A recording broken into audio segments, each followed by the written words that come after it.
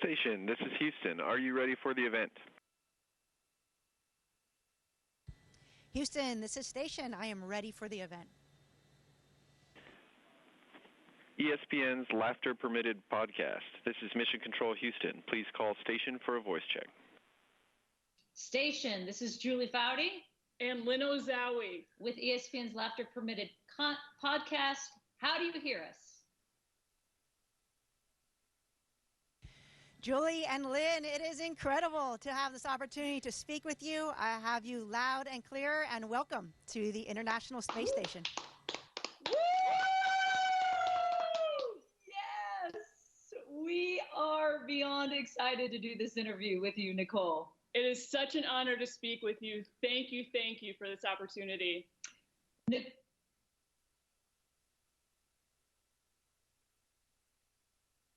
Thank you. I'm pretty excited. Nicole, let's just first establish what an absolute baller you are. Former soccer player at the Naval Academy. Shout out to my former teammate and your coach, Karen Guevara. F-18 fighter pilot, 47 combat missions to Afghanistan and Iraq, and now hanging out in space as an astronaut. So we would like to bow to you. We bow. You can't see this, but we are bowing to you.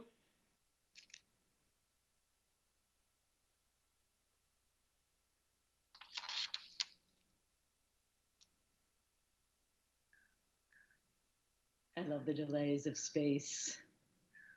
We always, Nicole, set the scene for the first thing we do on the podcast. So what you're doing, where you're at, if you would be so kind, can you set our most epic scene set ever?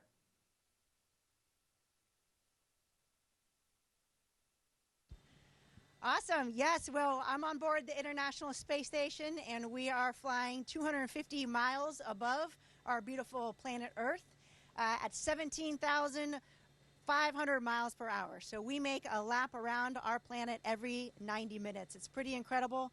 This is a floating laboratory. We have 7 crew members on board as part of Expedition 68. And we're doing a ton of science on board, some maintenance and upgrades to the space station, and really having an incredible time. Oh my goodness. Flying around the Earth at 90 minutes to get around it. That is crazy. Let's start with the fact that you're also literally making history right now as the first Native American woman to go to space. What has that honor meant to you? And as you said, you've been in the space station and you've been there quite a while, almost 5 months. What do you do all day? I want to hear about this day. Absolutely. So it's definitely an honor to represent Native Americans in space. And I definitely feel that that's a great responsibility. I think it's important that we share our story and our journey with the younger generation so that hopefully when they aspire to reach their goals and dreams in life, they can look and see people, hopefully role models that they can give them some of that courage and some of that fortitude to continue forward. On board the space station, the days are actually quite busy. We're doing some really cool science up here in microgravity, everything from growing dwarf tomatoes to literally 3D printing human cells. It's a pretty amazing and very rewarding work that goes on. There's a lot of maintenance on board. We had the opportunity, I did personally, to go out the door and do 2 spacewalks during this expedition with my crewmate Koichi, and we helped to install some equipment to upgrade the solar arrays on the space station. Personally, it's just incredible. I mean, I'm in microgravity just floating around. I feel like a little kid most of the time. Every time I float through a module, I can't help but pretend like I'm Superwoman, you know, like floating by and playing with water and food in microgravity. And we have a module on the bottom of the space station, so the belly of it looking at planet Earth, that's made of windows. So it's 7 windows. And that, you know, if you're having a tough day, all you've got to do is go down to the cupola and take a look at our beautiful planet. It just takes your breath away. It's the most incredible thing I've ever seen. Nicole, I feel like a little kid talking with you right now. This is just the opportunity of a lifetime. And I'm going to send a big question out into the universe to you. With the unique perspective you have right now on Earth, what is a message you would like to send back to, pardon me, what is a message you would like to send back to us here on Earth and have us consider in our daily lives?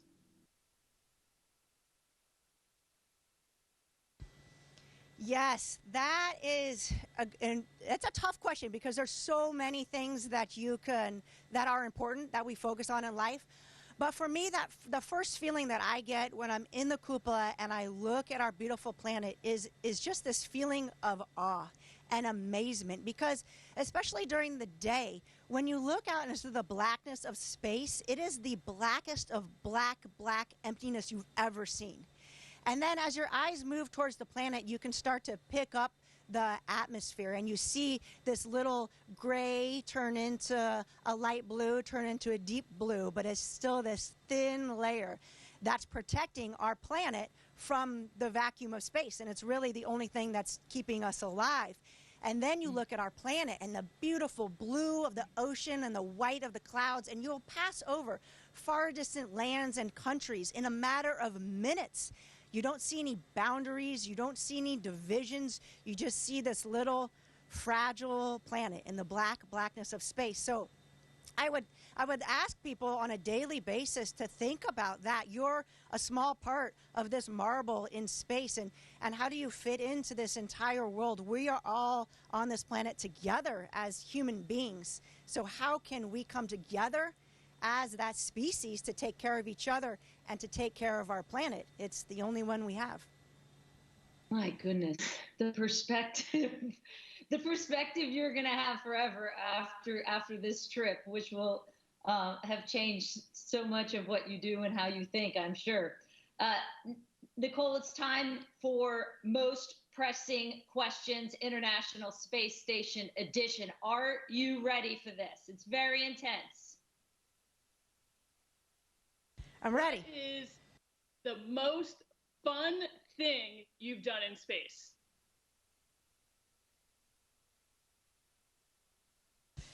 The most fun thing, you're going to make me pick just one. That's really difficult, really difficult. I'm going to pick two, only because you're not here to tell me no. Okay, on the light side of things, the most fun thing to do is to play with water, because water behaves so differently in microgravity. Water just falls to the ground on Earth, but if you squirt water out of a bag in space, it just forms this ball, like this sphere. And because of the surface tension, it sticks together. And my crewmates and I the other day played with water, and we put some drops of food coloring in it. And it's amazing just to see that move around. It's like this foreign object. You put your hand in it, and it just sticks to your hand and covers your hand like some alien goo. And so that's really entertaining. But I would have to say, from a work professional standpoint, absolutely the most incredible thing is going outside the skin of the space station on a spacewalk. Just your spacesuit, and that visor between you and the vacuum of space. That was the most challenging thing I've ever done mentally and physically, and also the most rewarding experience of my life. Oh my gosh. How long are you out there on a spacewalk? So the first one, we were out for 7 hours and 40 minutes. And then on the second one, we were out for about 6.5 hours. So it's people describe it kind of like a marathon. It is, I'd say, a marathon plus. From the physical aspects, you're in the vacuum of space. So the spacesuit is pressurized to 4.3 psi. And so you're working against that pressure of that suit each time you squeeze your hands to hold on to a handrail or move your arms. But it's amazing how mentally fatiguing it is, because every move that you make, every action you take, you're thinking through very closely, because you could certainly damage the space station and kill yourself should you do something in air. And so you're constantly on the highest alert that you've ever been to make sure you really don't screw it up. Are you in athlete mode then when you're out in a spacewalk? Did you ask, are you an athlete when you're out on the spacewalk? Or does it feel, do you have an athlete mindset when you're out on your spacewalk? Oh my goodness, absolutely, absolutely. So our coach at the Naval Academy, Karen Gabera, she always talked about this mental toughness, right? The game, yes, the game can be physical, the game can be technical, but the majority of the game is this mental toughness. And that is so true in soccer. It's so true, I think, in any sport that you play. And it's very true throughout life, and specifically on a spacewalk. It's that ability to stay focused, even though you're mentally fatigued, even though you're physically fatigued, even though things may not be going as you had planned, or maybe you screwed something up and now, you know what, you've got 6 hours left, so you better get your stuff together and figure it out. I remember one moment on the spacewalk being at one end of the space station, and the space station is the size of a football field, so I'm pretty much in one end zone, and my next task is to go translate, which means hand over hand climb to the other end zone. And it's about 5 hours into the spacewalk, and I know they're going to say, okay, hey, you're ready for this, right? You need to be mentally and physically ready to do that. And I didn't even have to think about it, because I had the mental toughness that Karen taught me when I was a young kid, that I've grown throughout my life to know I'm prepared, I'm mentally ready to go. And even though this is going to be challenging, we're going to be successful in making that happen. And I think that you could take that to on a spacewalk, and you can take that to your family life, and you could take that to your job back on Earth, just as you do to the sports field. Nicole, not that I think this is an essential act in life, but how do you shower, given that water forms into, as you mentioned, a bubble? Yes, absolutely no showering. It doesn't happen in space. I know that sounds kind of gross. That's the one. But I mean, so when we were playing with that ball of water, we actually smashed our face into the ball of water, which is something that I've always wanted to do. Of course, you know, as a kid, you want to do that, and as now I still want to do that. So you smash your face into this ball of water, and it clings to your face, and it doesn't go anywhere. And so now you have this film of water on your face, and you want to take a breath, and you go to kind of wipe it away, but it doesn't go anywhere. And so you have to take a towel to wipe it off. You could literally drown in like a quarter cup of water. So no showers, but we do have these, we call them waffle towels. They're towels that have soap in them. You get them wet, and you can kind of do a sponge bath, which is you feel kind of clean, but I guess my family will be the judge of that when I get back to Earth and they give me a hug for the first time, whether or not I'm stinky or not. whether the waffle towels are working or not. We do a segment on this podcast at the end called High, Low, Cheer. And it's the high of your career, the low of your career, and the cheer is for someone who's helped you along the way. So can you start with the high of your career? I think the high of my career, definitely leaving Kennedy Space Center on top of a rocket and launching to space. That was absolutely the high. Do you know, by the way, that our entire 1999 Women's World Cup winning team was watching you do that together? That's awesome. No, I did not know that. Thank you so much for being a part of the journey. That's super cool. We had an entire text thread. We were like, this is amazing. Karen's on it. Gabera. It was fantastic. We watched it all on YouTube, on NASA's YouTube channel. It was so great. That is awesome. Thank you. And the low of your career, Nicole? I'd say there's been multiple times. It's those challenging times. I remember being challenged in flight school where, I went out on a flight and I didn't do well and I downed that flight, meaning essentially you fail that flight. I remember the first time going to the aircraft carrier and trying to land on the deck of an aircraft carrier, and I didn't do the greatest, I remember going through my initial spacewalk training at NASA and not doing well on some of those early runs and just feeling so deflated and so just down. And it's those times, though, that you learn to rise above that. You learn to figure out, okay, what can I do better next time? Let's pick ourselves back up.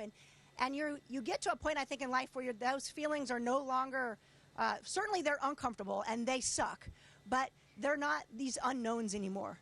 You know, okay, I've had something like this before, I felt this before, and I'm going to overcome it, and I'm going to figure out a better way that next time I do that, I'm going to be successful. And so I don't think I could pick just one. I think there's many, and I think a lot of people have many of those moments in life. Yeah, and what we often find on this podcast is it's those lows that bring you to the highs, isn't it? And finally, your cheer for someone who's helped you along the way. I'm going to have to give a cheer to my husband, Travis, and my son, Jack. You know, they're back on Earth holding down the fort, taking care of everything while I'm up here living my dream, executing my dream. And really, it's their love and support that's so important. I really, truly think nobody can do anything on this Earth on their own, right? They need their team, their family, their support network, whatever that is, those people that support you and pick you up. And if it wasn't really for the support of my husband, the day that I told him, hey, I think it's, you know, NASA's accepting applications, but it's crazy. I don't, you know, I'm pregnant. We're about to have a kid. I don't think we can do this. And he looked at me like I was crazy and said, you have to apply. Yes, if you never Travis. apply, you're never going to make it. And there's never a good time. So thank you, Travis, and thank you, Jack. Your love and support means the world to me. We only have a couple minutes left. So before we let you go, can you please show us some type of trick you can do? What is the coolest trick you've learned in zero gravity? Well, there's a lot of tricks, certainly just floating upside down. I didn't bring any water, but if I had water, I could. But here you can see here's my Superwoman. Ready? Oh!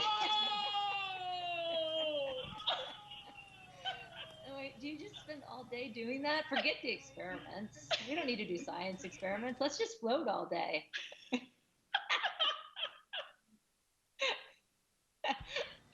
The ground watches us closely, and if we're messing around too much, they'll give us a call and tell us to get back to work. Do they? They scold you if you start playing and floating too much. I love how you don't even hold the mic. It just floats right there, right? I saw that. Look at you can just toss it between hands. That's so good. It's incredible up here. It's so much fun.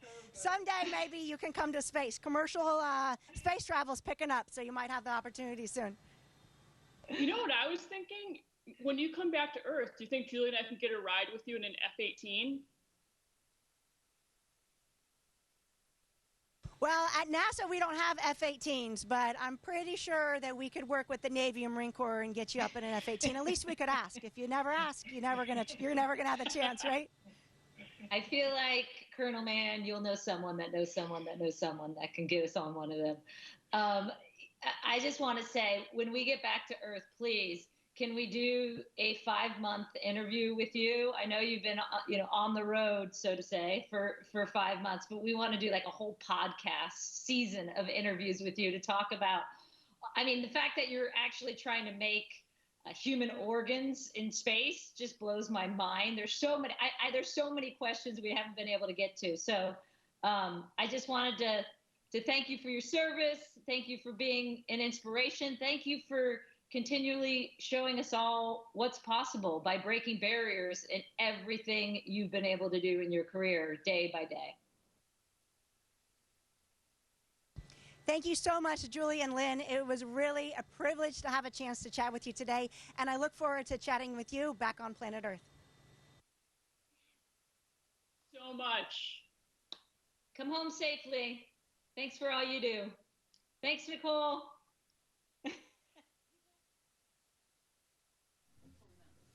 Station, this is Houston ACR. That concludes our event.